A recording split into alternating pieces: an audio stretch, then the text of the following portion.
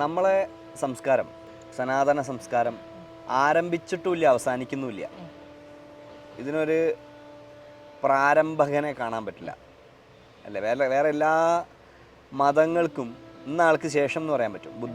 ബുദ്ധമതം ബുദ്ധന് ശേഷം, ക്രിസ്തുമതം ക്രിസ്തുവിന് ശേഷം, ഇസ്ലാം മുഹമ്മദിന് ശേഷം എന്നിങ്ങനെ പറയാൻ പറ്റും. പക്ഷേ ഹിന്ദു ധർമ്മത്തിന് ഇന്നാൾക്ക് ശേഷം എന്ന് പറയാൻ പറ്റില്ല. എന്ന് വെച്ചാൽ ആരും അത് തുടങ്ങിയിട്ടില്ല. അപ്പോൾ ഇതിനൊരു തുടക്കം ഉണ്ടോ എന്നുള്ള അന്വേഷണം വാസ്തവത്തിൽ വ്യർത്ഥമാണ്. അങ്ങനെ തുടക്കമില്ല. ഒരു സർക്കിൾ വരച്ചിട്ട് അതിൻ്റെ തുടക്കം എവിടെയാ എന്ന് ചോദിക്കുന്ന പോലെയാണ്. വൃത്തത്തിന് തുടക്കവും അവസാനവും ഇല്ല. അതൊരു നൈരന്തര്യമാണ്. നമ്മുടെ യുഗകൽപ്പന പോലും അങ്ങനെയാണ്. കലി കഴിഞ്ഞാൽ വീണ്ടും സത്യയുഗം തുടങ്ങും. കലി കഴിഞ്ഞാൽ ഇത് ലീനിയർ ആയിട്ടല്ല പോകുന്നത്, സത്യയുഗത്തിലേക്ക് വരും. പക്ഷേ നമ്മുടെ സംസ്കൃതി എവിടെയെങ്കിലും ആരംഭിച്ചിട്ടുണ്ടോ എന്നുള്ള അന്വേഷണം വിദേശികളാണ് ആദ്യം നടത്തിയത്. അവരങ്ങനെ ഇതിൻ്റെ തുടക്കം നോക്കി പോയതല്ല, ആകസ്മികമായി സംഭവിച്ചു പോയതാണ്. ആകസ്മികമായി സംഭവിച്ചു പോയതെന്ന് വെച്ചാൽ ഇവർ ആകസ്മികം എന്ന വാക്ക് മനഃപൂർവ്വം ഉപയോഗിച്ചാൽ, കാരണം ഇവരൊരിക്കലും ഇതിൻ്റെ റൂട്ട് തരാൻ വേണ്ടി ചെയ്തതല്ല. കാരണം അവർക്ക് റൂട്ട് തരണമെന്ന് തോന്നിയിട്ട് പോലുമില്ല. കാരണം അവരെ സംബന്ധിച്ച് അവരെ ഒരു സാംസ്കാരിക പശ്ചാത്തലത്തിൽ ഗ്രീസും റോമുമാണ് ലോകത്തെ ഏറ്റവും വലിയ ഈറ്റില്ലം, ഗ്രേക്കോ റോമൻ സംസ്കൃതി എന്ന് പറയും. അപ്പോൾ ഏറ്റവും പഴയ മതം എന്ന് പറഞ്ഞാൽ ഗ്രീക്ക് ഇതാണ്. ഇപ്പോൾ യൂറോപ്പിൻ്റെ ഒരു പശ്ചാത്തലത്തിൽ നിന്നാണ് അവർ കാണുന്നത്. യൂറോ സെൻട്രിക് വേൾഡ് വ്യൂ എന്ന് പറയും അതിനെ, യൂറോപ്പ് കേന്ദ്രീകൃതമായൊരു വേൾഡ് വ്യൂ. പക്ഷെ വളരെ ആകസ്മികമായിട്ട് റെയിൽ പണി ഇന്ത്യയിൽ തുടങ്ങി. ആ സമയത്ത് കുഴിച്ച സമയത്ത് കട്ടകൾ കിട്ടാൻ തുടങ്ങി, നല്ല ചുടുകട്ടകൾ. വീണ്ടും വീണ്ടും കുഴിച്ചപ്പോൾ വീണ്ടും വീണ്ടും നല്ല നല്ല ചുടുകട്ടകൾ കിട്ടാൻ തുടങ്ങി ഗംഗാ സമതലങ്ങളിൽ നിന്ന്. അപ്പോൾ ഇവർ വിചാരിച്ചു ചുടുകട്ട ഉണ്ടാക്കുന്നതിന് എളുപ്പം പണ്ടാരെങ്കിലും താമസിച്ചൊക്കെ പോയതിൻ്റെ ചുടുകട്ട ബാക്കി നല്ലതുണ്ടെങ്കിൽ അത് ഉപയോഗിക്കുക റെയിലിന് എന്ന് വെച്ച് കുഴിച്ചു തുടങ്ങിയതാണ്. കുഴിച്ചു തുടങ്ങിയപ്പോഴാണ് മൈനാകം കടലിൽ നിന്ന് ഉയരുന്നുവോ എന്ന് പറഞ്ഞ പോലെ ഇവരെ വിസ്മയിപ്പിച്ചുകൊണ്ട് ഒരു നാഗരികത ഉയർന്നു വന്നത്. ആ നാഗരികത അങ്ങ് നീണ്ടു പാകിസ്ഥാൻ വരെ. നമ്മൾ പറഞ്ഞ പാകിസ്ഥാൻ അവിടെയാണ് പ്രാരംഭം എന്ന് പറയാം. അപ്പോൾ സൈന്ധവ നാഗരികത അല്ലെങ്കിൽ ഇൻഡസ് വാലി സിവിലൈസേഷൻ. അവിടെ അവരത്ഭുതപ്പെട്ടത് ടൗൺ പ്ലാനിങ്ങിൻ്റെ, നഗരാസൂത്രണത്തിൻ്റെ ഒക്കെ മഹനീയമായ മാതൃകകൾ കാണാൻ പറ്റുന്ന ഒരു കാര്യം. യൂറോപ്പിലൊന്നും ഇല്ലാത്ത, അല്ലെങ്കിൽ ഈ കാലത്ത് പോലും ഇല്ലാത്ത, എന്ന് വെച്ചാൽ അക്കാലത്ത് വികസിതം എന്ന് അവർ വിചാരിക്കുന്ന കാലത്ത് പോലും ഇല്ലാത്ത അത്രയും നഗരാസൂത്രണം ഉണ്ടായിരുന്ന സ്ഥലങ്ങൾ ഈ ഭൂമിക്കടിയിലുണ്ട്. അവിടെ അവർ വിസ്മയിച്ചു പോയി. അപ്പോൾ അവർക്ക് ഒരു കാര്യത്തിൽ ഉറപ്പുണ്ടായിരുന്നു, ശരിയാണ് അത്തരം കാര്യങ്ങളിൽ ഡെവലപ്മെൻറ്റ് ഉണ്ടായിട്ടുണ്ടാവാം, പക്ഷേ പഴയ സംസ്കാരം എന്തായാലും ഗ്രീക്ക് തന്നെയാണ്. അവിടെയാണ് അവരെ ഞെട്ടിച്ചുകൊണ്ട് ആദ്യമായിട്ട് ഹാക്കർ എന്ന് പറയുന്ന ഒരാൾ പശുപതി ശിവന്റെ രൂപത്തെ എക്സ്കവേറ്റ് ചെയ്തെടുക്കുന്നു. എക്സ്ഹ്യൂംഡ് ഫ്രം ദ, എന്താ പറയുക, ഈ ഭൂമിയിൽ നിന്ന് ആ പൊടി മാറ്റി അത് അനാവൃതമാകുന്നു.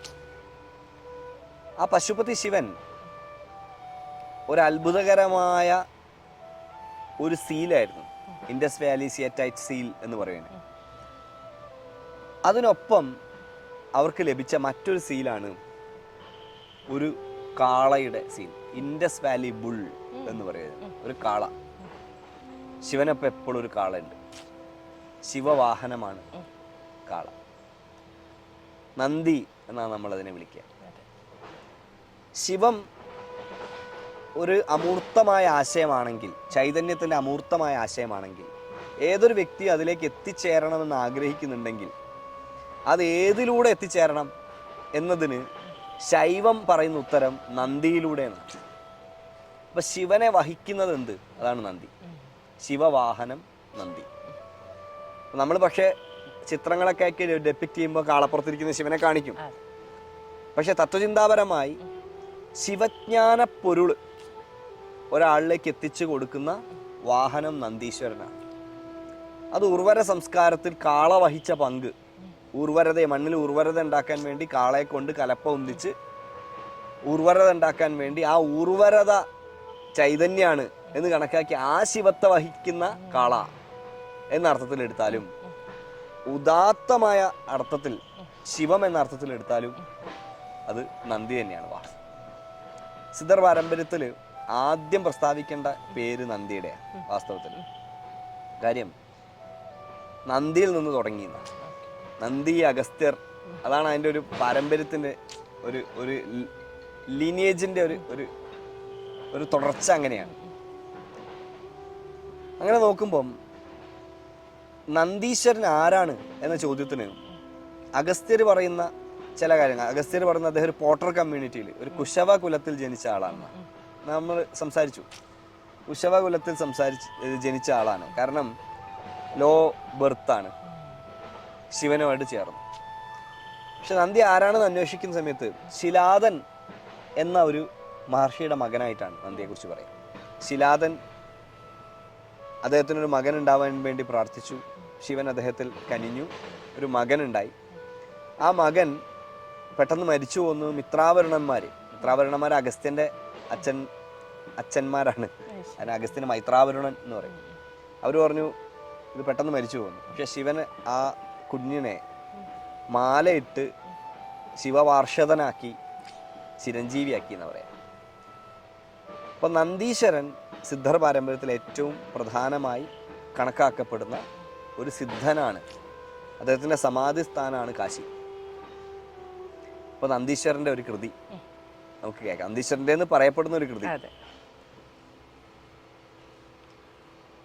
செய்யப்பா விக்கினர்த்தம் பூஜை சொன்னேன், செய்யமான சண்முகவன் பூஜை கேளு, வையப்பா சங் வங் மங் சரவணாய் வளமாக அநாகதத்தில் பூஜை பண்ண, வையப்பா புட்பரிமளங்கள் கொண்டு மைந்தனே தூப நைவேத்தியம் காட்டி, கையப்பா கனகசபை அதிலே பூஜிக்க, கண்மணியே சண்முகத்தை வரங்கள் கேளே, காணப்பா ஆச்சார பூஜை சொன்னேன், கண்மணியே சிவ பூஜை சொல்ல கேளு, வானப்பா நமச்சிவாய கிம் ஆம் என்று வளமாக பூரணத்தில் இருத்தி கொண்டே, ஆனப்பா தூப தீப நைவேத்தியத்தோடு அப்பனே சதாசிவத்தை தோத்திரம் செய், மானப்பா நீ கேட்டது எல்லாம் இவ்வார் மைந்தனே சிவத்தினுடைய மகிமை தானே.